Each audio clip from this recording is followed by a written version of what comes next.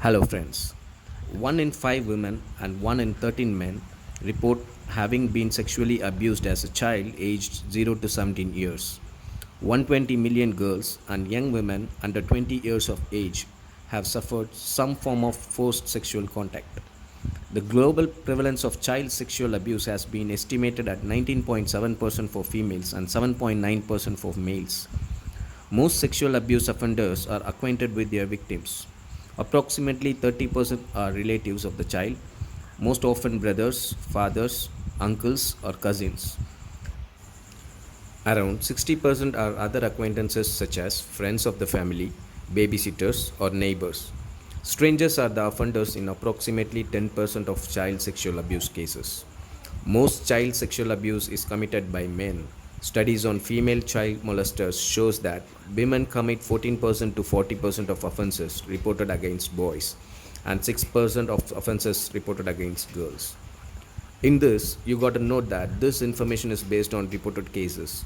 There are many unreported cases are still in existence in our daily life.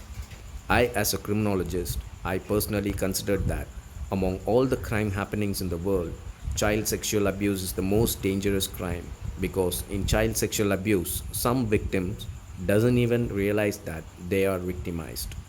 In this video, we are going to see about what is child sexual abuse, how we got to be cautious with this sort of crime to save our beloved child. I'm your criminologist. Let's get into the topic.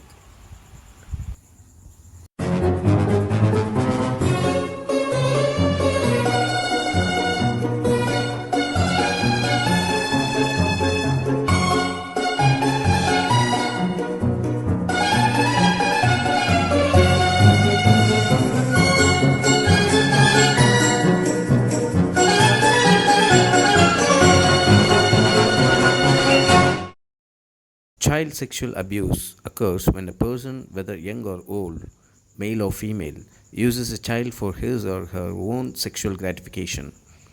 It can involve forcing, tricking, or threatening a child into sexual activity. Sexual abuse can be physical or verbal and can cover a range of sexual behavior, including vaginal or anal intercourse, putting objects inside the vagina, mouth, or anus, oral sex, masturbation between abuser and child, kissing by using the tongue, encouraging or forcing a child into prostitution, sexual touching, use of children for the production of pornographic material,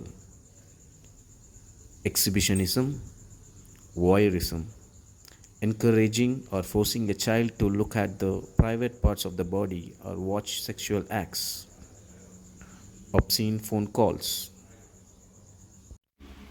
Who is susceptible to sexual abuse?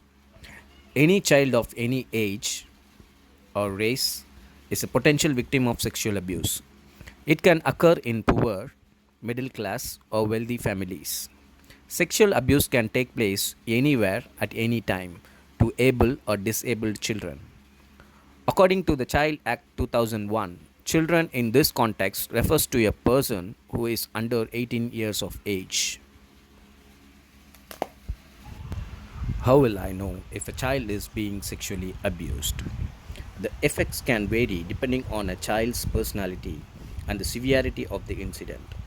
Symptoms may not always be obvious, and there may be no behavioral changes, particularly if that child is not aware that what is being done to them is sexual abuse.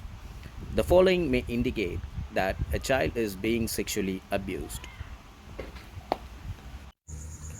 refusing to attend school or performing badly in school, aggressive or anxious behavior, nightmares, trouble sleeping, fear of the dark, fear of a particular person or place, wearing many layers of clothes, suicidal tendencies, low self esteem, depression, eating disorders, drug or alcohol addiction, physical harm, example, cuts and bruises, sexualized behavior or fear of sex, bedwetting or thumb sucking, especially in older children.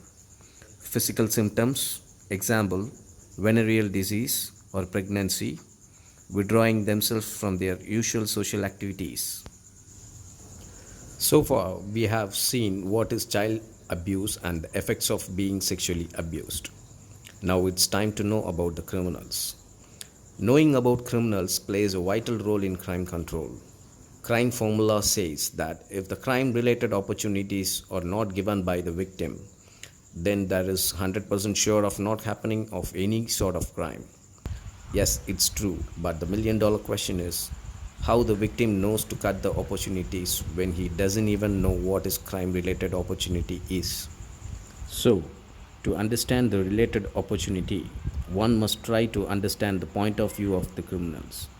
In simple words, we say it as criminological angle, the logical angle of criminals. Only by understanding the criminals, one can control the crime by cutting the crime related opportunities. You can ask me how we can learn about criminals. That's why we as a criminologist are here and trying to help you in maximum easy way to educate you in all sorts of criminals and crime happenings. So keep following us to understand about criminals and we can join together to create crime-free nation. Let's now take a look of child abusers. Who abuses children? A sex offender can come from any profession, religion, or racial background. They may be male or female, young or old, sometimes a stranger, but usually someone known or close to the victim. They often appear trustworthy and respectable. Criminological angle says that there are three broad typologies of child sexual abuse offenders, particularly in organizational settings. The first one is serial perpetrator predators.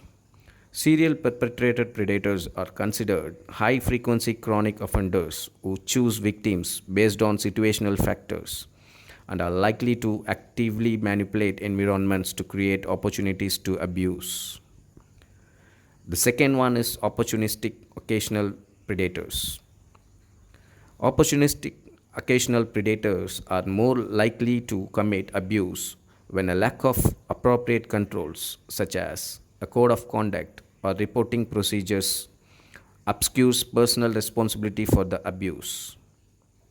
The third one is situational perpetrators. The situational perpetrators will commit abuse in reaction to environmental factors and often behave impulsively when overcome by temptation or a temporary failure of self control. I would like to conclude this topic with the four letter word F E E L. Feel. F. Focus. Take a proper focus on your child's behavior. E. Effects. Try to learn more about the effects of child sexual abuse so that you can identify if there are any changes on your child's behavior. E. Educate. Educate your child about sexual abusers. L. Law. Know your country's law on child sexual abuses and do not fear or hesitate to report to the police. As we discussed earlier, if we cut the opportunities, then there won't be any crime happenings. But here, in the child sexual abuses type of crime, the opportunities are not in the hands of the victims, but in the hands of us. It is the duty of every parent or guardians to educate the potential victims about sexual abuses and the abusers, and that is the only way to eradicate the opportunities. Thank you so much for watching. Please do share to your friends and family to save our beloved kids. Subscribe to our channel for future updates and press the bell icon for the alerts. Thank you.